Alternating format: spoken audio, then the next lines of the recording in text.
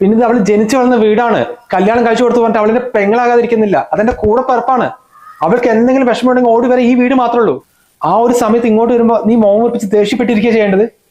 നീ നിന്റെ വീട്ടിൽ പോകുമ്പോൾ ആരെങ്കിലും ഇങ്ങനെ ചെയ്താൽ നിനക്ക് എത്ര വിഷമം ഉണ്ടാവും?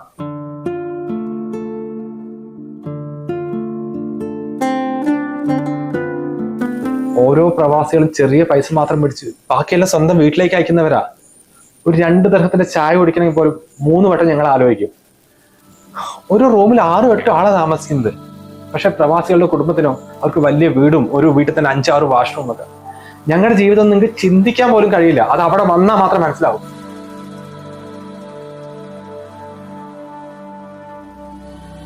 10-12 മണിക്കൂർ ജോലി കഴിഞ്ഞ് റൂമെത്തിയാൽ ഞങ്ങൾക്കൊന്നും ഇരിക്കാൻ കഴിയില്ലടോ. പിന്നെ റൂം വൃത്തിയാക്കണം, ഭക്ഷണം ഉണ്ടാക്കണം, ഡ്രസ്സ് അലക്കണം.